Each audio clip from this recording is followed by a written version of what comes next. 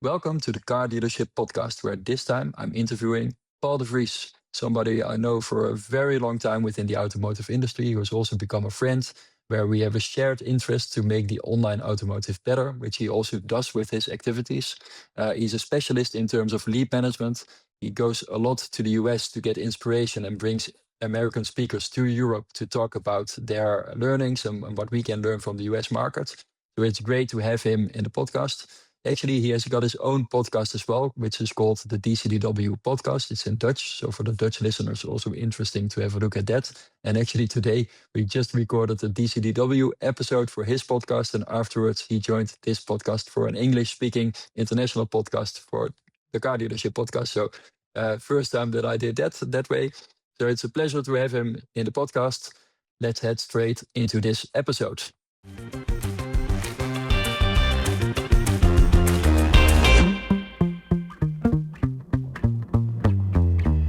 Hello, Paul. Welcome to the Car Dealership Podcast. Dankjewel. Thank you very much. You're welcome. It's a long time ago. It's a very long time ago. We just Yeah. recorded a DCDW podcast, Yeah. which is Paul's podcast in Dutch. And now we have the podcast in English for an international audience. So it's great that we can do it. It's the first time that I do it 2 times after each other, but the first time you interviewed me and now interview you. Yeah. So that's Yeah. nice. So to start the interview then officially, could you introduce yourself? How did you start in the automotive industry? And can you tell a bit about Paul? Of course. I'm Paul de Vries. I'm 53 years old, married, one child, living in the east of the Netherlands. And I started my journey in the automotive space as an shop employee at a gas station where they actually happened to have a Volkswagen dealership as well. And after a long, brutal fight to finally get into the dealer showroom, I was hooked in the automotive space. Mhm. Went from salesperson to sales manager, from sales director to owner of a dealership. Then I started my own website where you actually can buy a new car online. The first one in Europe, which I sold to eBay in 2015. And Mhm. now I'm trying to help to make the online automotive better, to help as many dealers, OEM, salespeople as possible about a better lead handling. Yeah. So your current company is called DCDW. That stands Yes. for Digital Car Dealer Workshop. Yes. And so that's how it's up. But it's actually a broader activity. But what inspired you to start DCDW? Actually, it was one of those things when we had the website nieuwautokopen.nl, where we changed the way we sold cars.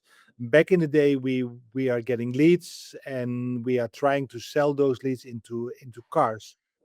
Then we changed the dynamics to transfer those leads to the dealers, where I actually only being paid by when the dealer is selling the lead into a car. And Mhm. then I had to make the dealership, the salesperson, better in lead following up, in the way how it works, what is the best process, etc.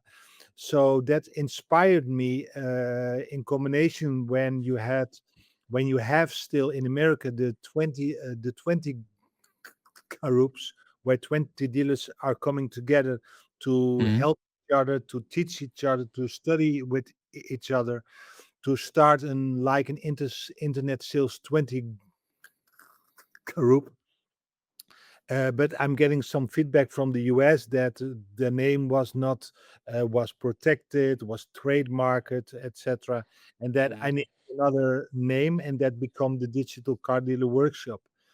Yeah. And when I sold nieuwautokopen.nl to eBay, I kept the events, and that Mm. event is becoming bigger and bigger and bigger.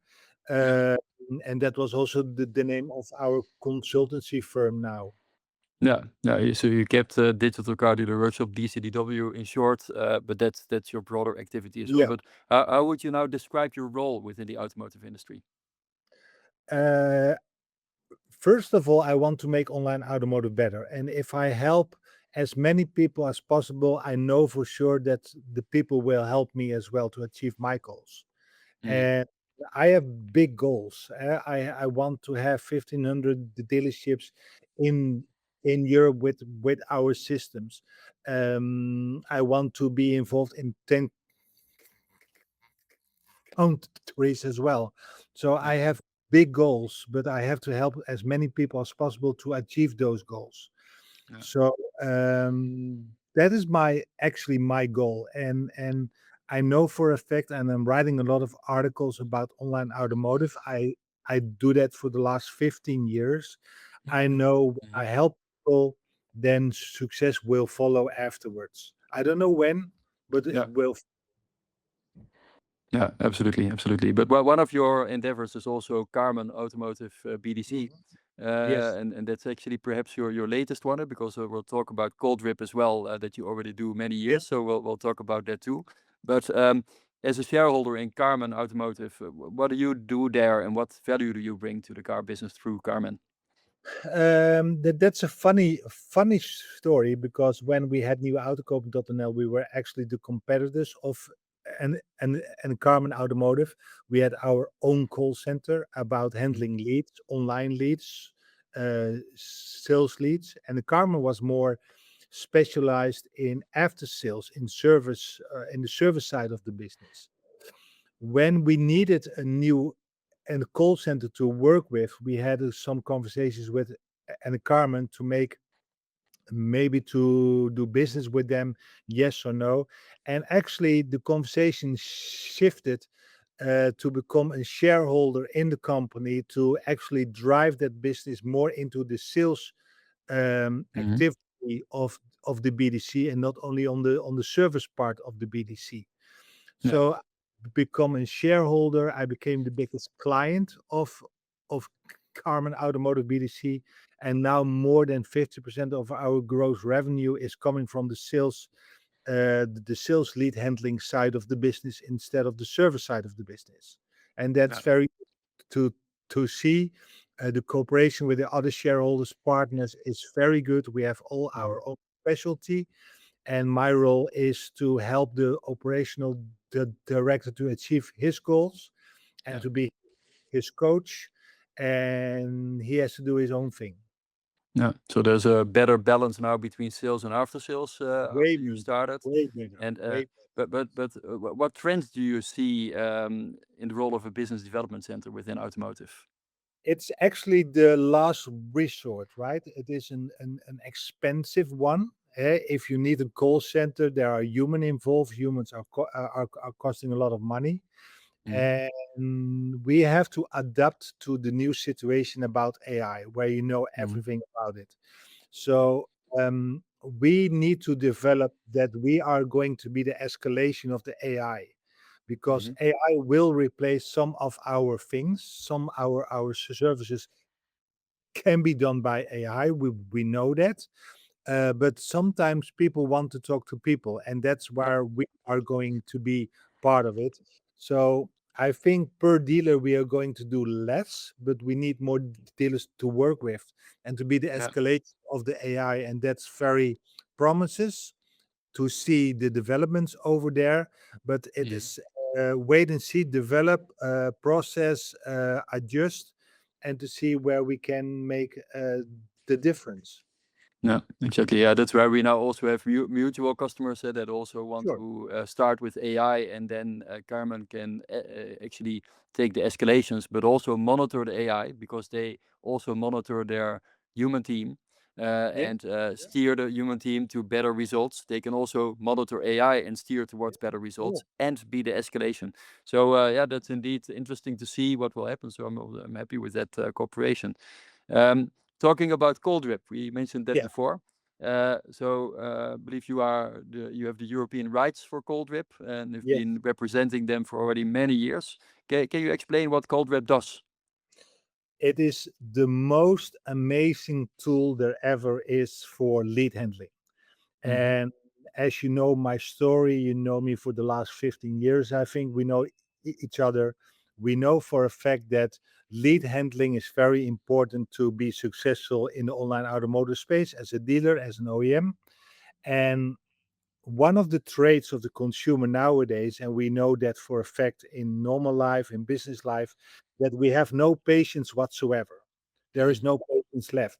So if you need some information and you are forced to submitting a lead form, which is actually a strange phenomenon at itself, Yeah. to find to not to find information you want on the website, and you have to fill out a form, then you have to follow up the consumer.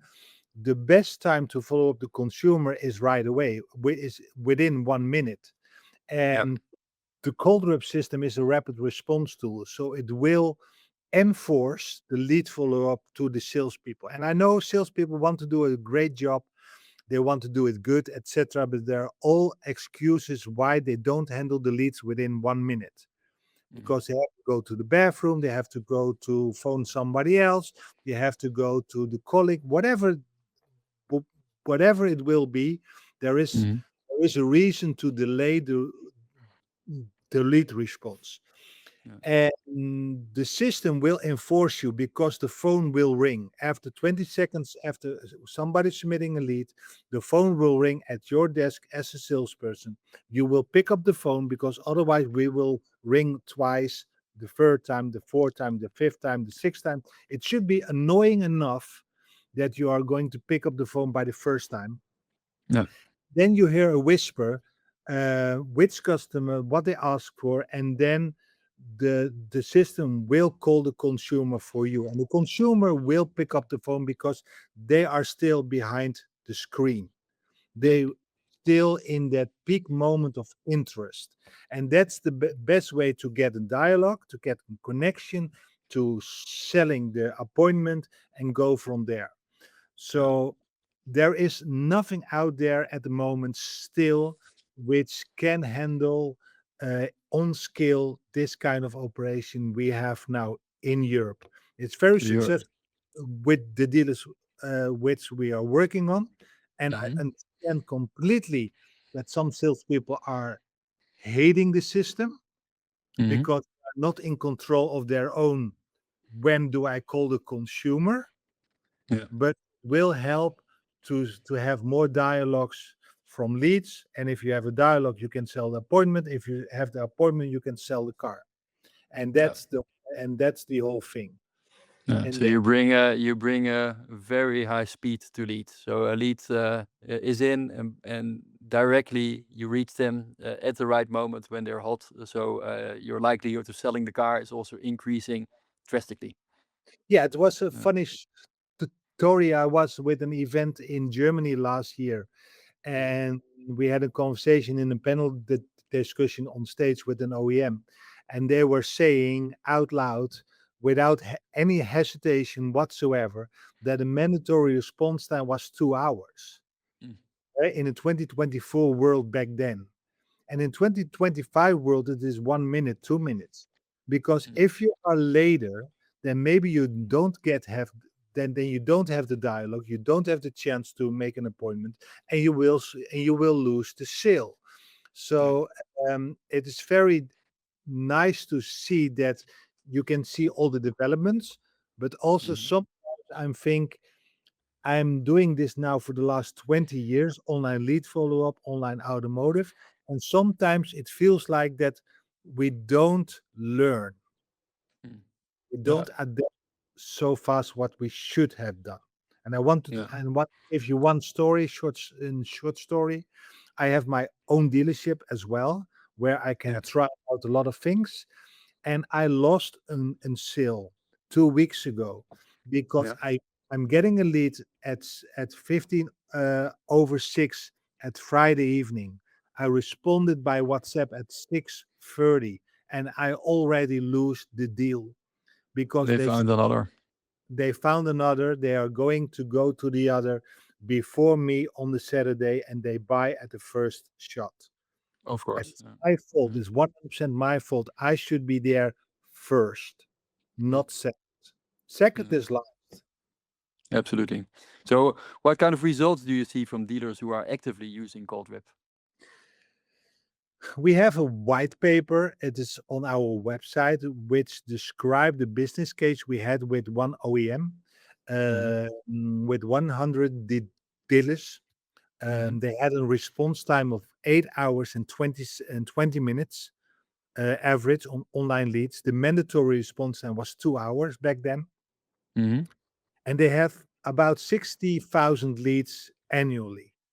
They convert 8.9% into sales. It's about 5,400 cars. Yeah. Through the 6-step program, because speed is everything, but speed is also nothing. If you have a very speeding conversation, but you don't know how to handle that conversation, it is still an wrong conversation to have if you don't know how to sell the appointment. So we have a 6-step program, which is called the North Star. You need a lead process manual. You need a minimal acceptable performance. You need inspect what you expect. You need coaching. All those things together in 6 steps will brought that OEM to 17.2% in 2 years, with an average response time on leads in 2 minutes and 30 seconds. So it went from 8 hours and 20 minutes to 2 minutes and 30 seconds, and from 8.9% conversion in 60,000 leads to 17.2% conversion with 60,000 leads. So they almost doubled their sales with the same amount of leads. So we never have a discussion about the quality of the leads, because the quality of the leads, there are not so many things to improve that, but you can improve your process about handling those leads dramatically with implementing a good process and a good tool as well. Yeah. Because that's also what we heard when you were together with me at the National Automotive Congress in the Netherlands. Then Yeah, the CEO of Mobile was there also talking yeah, about lead handling. And one of yeah, the things that he was actually saying is that if you look at the amount of leads that dealers get through the classifieds, that actually, what did he say? That actually within that 50% didn't get any reply at all after 1 week or something. yeah. So Yes. it shows how bad we are at lead follow-up and lead management. Yeah, but it's the same old story for the last 20 years, that when I'm doing a presentation and people are saying what is the best way to follow up leads, I said just call them quickly. Yeah. That's actually the best way. It's like, I want a six-pack here, and the best way to do that is eat less and do more exercise. Yeah. There's no silver bullet, there's no magic pill or whatever. Is it just work? But you have to do the work. If you don't have that dialogue, and Yeah. your Novico is magnificent on that part as well. If you have a dialogue with the consumer, you can sell the appointment. The appointment will sell the car. The lead will not sell the car. The lead will not buy the car. The conversation will sell the appointment, and the appointment will sell the car. And Yeah. if you do it in steps, then you will convert better. Yeah. But we always say, if you don't convert 13% of your online leads, 30, 1, 3, from online leads to sales, it is always the process and never the quality of the leads. Always the process. If you don't fix the process, you can transfer the best quality leads ever to the dealership, and it will not work. No. But a good process managed dealership will make 13% on bad quality leads as well. Yeah. So if you are very often speaker at events, also talking Mhm. about the 60% rule Yeah, and giving advice, but of course we have in the podcast more limited time than if you are a speaker at an event. But yeah. what best practices would you recommend to every dealer in terms of lead management? If you could give a few tips, what would they be? Hey, before we hop back into this conversation with Martin, imagine an AI communication layer seamlessly connected to your dealership systems. One intelligent platform that gives both your customers and your team instant access to the right information at the right time. Well, that's NovaCo, short for the Nova Company. At its heart is Nova, the AI model behind it all, inspired by the Nova Star. Bright when needed, invisible when not, just like a good assistant. On your website, Nova appears as the orb, a glowing, breathing chat bubble that invites customers to ask anything, anytime. But Nova is more than a website assistant. You see, with Nova Companion, she supports your team internally, answering questions using brochures, price lists, stock data, and more. Just instant answers for your team, saving them time and helping them focus on the customer. And with Nova Messaging, she connects with customers on WhatsApp and other channels, managing service updates, follow-ups, and appointment reminders, all in one professional flow. It's pretty cool. And yes, Nova Voice is coming soon, bringing the same intelligence to your phone system and completing the omni-channel experience. You see, customer communication is evolving, but with NovaCo, you're not just adapting, you're setting the pace. Find out more at novaco.ai, that's novaco.ai, and experience what's next. All right, let's get back to Martin. You need to understand the traits of the consumer nowadays. You need to understand how the consumer nowadays behaves. Because if you don't understand that, you can never be successful. So you have to know that people have no patience whatsoever. That people are always online, but they are not reachable. Because our iPhone is everywhere. Everywhere where we go, also on the toilet, etc. The iPhone is everywhere. But if you are calling one person to the other with a phone number they don't recognize as a phone number they have to pick up at the time they don't expect, they don't pick up the phone. Yeah. So if you know that, then you know that the best way to reach them is immediately after they do an action where they're actually supposed to get a phone call. Yeah, of course. Have no patience whatsoever. So speed is important. Number 3 is that people are using also other communication channels. So if you don't have that connection, you don't have the dialogue, then email is maybe the last resort, but not your first resort. And people are everywhere. And also people are using different data. So for example, if I'm on the website from a dealer and I'm using Novaco, for example, in a conversational chat, and the AI is asking me my phone number, and I will give my phone number as 06000000 as a funny number. Then for me, in my understanding, that's not a bad quality lead, but a good quality lead, because that consumer will give me the information that they don't want to reach by phone, but only by email. And that's good for me as well. I don't pre-qualify any lead. I will see it as the numbers are coming in. So if somebody is calling themselves Max Verstappen, which they are not Max Verstappen, then I know they want to be anonymous as long as possible. I don't ask for a name then. I don't care. I only want to have that dialogue. So the fourth trait are online but never reachable, no patience whatsoever. They don't trust the data you are getting, work with it you're having, and people are using other communication tools. If you understand that, then you can be very successful on lead follow-up always. Yeah. Oh, very great advice. Thank you for that. So if you look at the 20 years that we're trying to fix this, trying a lead follow-up, do you believe that there is a big role for AI? Would AI be the solution, or that we now can really close the gap that there still is? Or how do you look at the AI part of things? I see the AI part as a crucial element for lead follow-up, because I want to AI to work with the leads which are not responding. So, for example, I have 100 leads which are ghosting me. They are not responding me back whatsoever. And I'm trying to teach the salespeople there is value in those leads. You have to follow up those leads.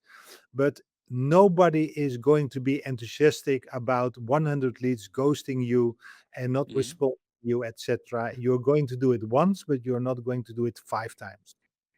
Mhm. 500 is 500 times. Mhm. There, the AI will have the solution to Yeah. make and good WhatsApp messages, to make good email messaging whatsoever. Mhm. Try to reach the consumer. If the consumer is doing this, I want to speak, then it will transfer to the salesperson immediately. Yeah. So the heavy lifting in the lead follow-up, and there's a lot of heavy lifting in the lead follow-up, will be the AI. Yeah. If there's a real conversation, then I rather have that conversation myself. Or if I see some salespeople working in the field, I rather have the AI responding to the Mhm. consumer instead of the salesperson. But that depends on the quality of the salesperson. Mm. Yeah, it's of course not AI alone. AI No, alone will not be able to do this job. Yeah, but no, it but is without so that. Yeah. no, but without AI, you will lose as a dealer from the dealerships which are using AI Mm. and the personal touch as well. Yeah. Yeah. You Yeah. will left Absolutely behind. important to become an AI native retailer Sure. and embrace it. So, Yeah. how do you see the automotive retail industry changing the next years? Not not Hmm. in that sense. If you see the last 20 years, we always say that the dealers are gone, that they don't have a future, and etc. etc. At the end of the day, almost every car sold by to a private person is an online sold car, because Hmm. the journey will start online and there will be some interactions online before they are going to step into the showroom. Yeah. And I see it by myself in my own dealership that some people want to have that conversation purely online, and I'm only seeing them with the delivery of the car. And I see people only asking for some information and making an appointment and go to the dealership to look for the car.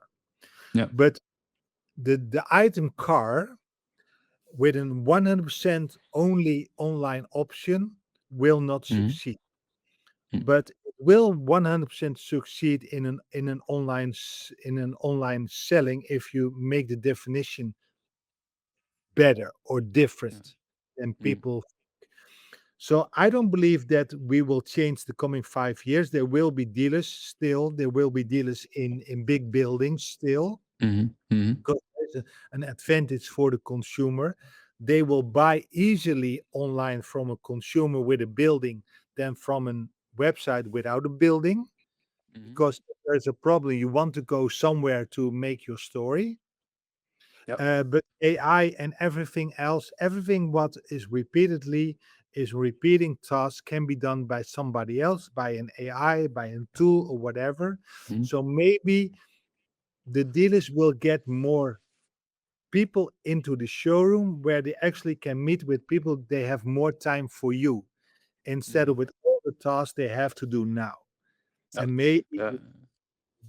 the dealership staff get a better life work balance in their shop as well. Mm.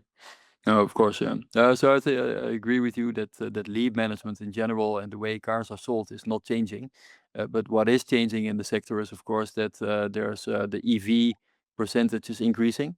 That there are more Chinese brands entering the market, and I think Yeah. a lot of them are entering, will leave again, and that some will win. I think that dealer groups are now trying to sell the Chinese brands as well, but Yeah. who knows? I also hear rumors that actually the Chinese are actually coming here to open their own dealerships as well.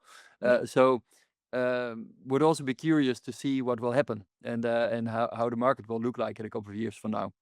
Yeah, but Definitely because the margins are also under pressure.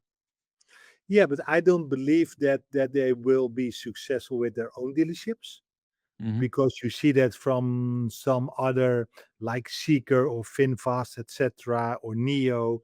They are very expensive.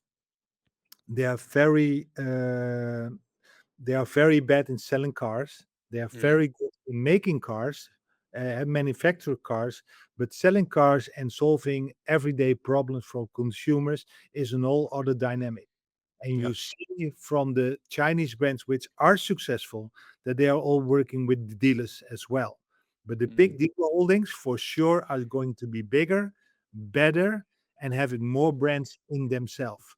If they're Yeah. selling EVs or diesels, I don't see the difference in from a selling perspective. Mhm. But they will be they are getting better, and they are getting more money into new projects Mhm. to be better in processes as well. They are getting more budgets as well. Mm. Exactly. Yeah. Yeah. Well, we'll see what happens. It's a interesting dynamic. Well, one of the things that you are also famous for here is that on your DCDW events, you always have American speakers, and you like going to the US and looking at Yeah, CarMax and American examples. And sure. actually, right now, a few years ago, you brought American people here. Now you are brought to the US often to Yeah, speak yeah, there as well. But yeah. from your perspective, what can European dealers learn from the US market? That's actually, if you see it from an technical perspective, online automotive perspective, we are not behind. Hmm. In some things, we are way ahead of them, and they are behind us. Hmm. The way they are always getting more respect from me for sure is on the sales and marketing side of the business. Hmm. Uh, and I have a very good example for that. We had a fish call every Friday with the Coldred people, Hmm. and we had a presentation with one of our Dutch dealers, which is very successful with the system. Hmm. So, for example, they went from 10% conversion to 15% conversion. So, the American way of asking is, what kind of money did you put behind marketing more to sell more cars?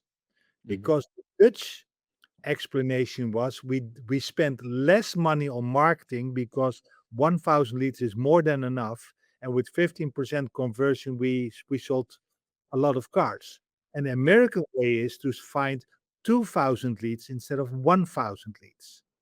Hmm. And we are still at 1,000 leads and spend a little less on marketing. That's the way. If they see a gap, if they see an opportunity, they go for it. No, they're much more focused on results and the bigger picture, and saying, let's chase the 2000 with 15% conversion and just go for Yeah. it. Yeah, Yeah. instead of focusing on better quality leads, spending less in marketing and keep the 1,000, or actually go from 1,000 leads to 800 leads without spending that kind of money and with the same Mhm. result. And Mm. that's not how an American is wired. And So, yeah, in the US, who is the? Could you give an example of a retailer that does an amazing job? That is where we can really learn from. Sonic Automotive. Hmm. Sonic Automotive is the CEO or the president is John van Dijk. Hmm. It's Dutch, a Dutch last name, and of That's the reason then. Yeah. the Jeff van Dijk. Yeah, but that's the reason which Yeah. it makes a connection.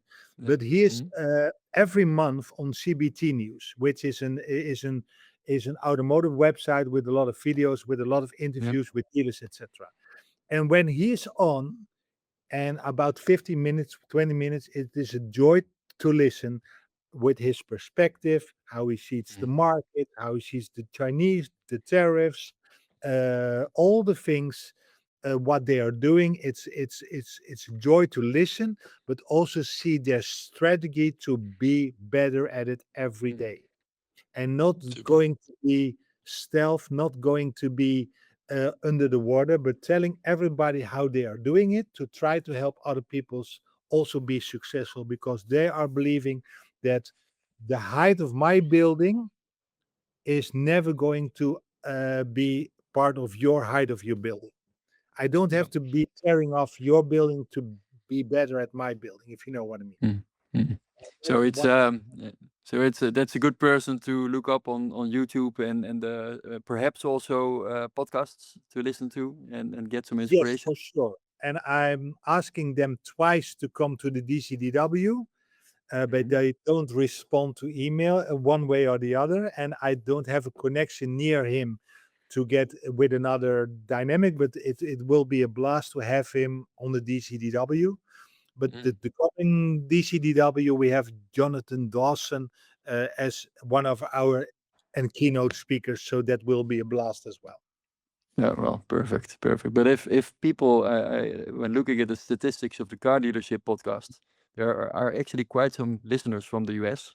So if somebody is listening and knows this person, the car Let- dealership podcast is recorded online. You don't need to travel. So let's have him as a guest in the car dealership podcast Yeah, that we can yeah. learn from him here. So somebody listening and could help, it would be very welcome. Jeff So van Dijk, son of automotive. perfect. Thanks for the tip. So personal and looking ahead. So what gives you the most energy in your work today?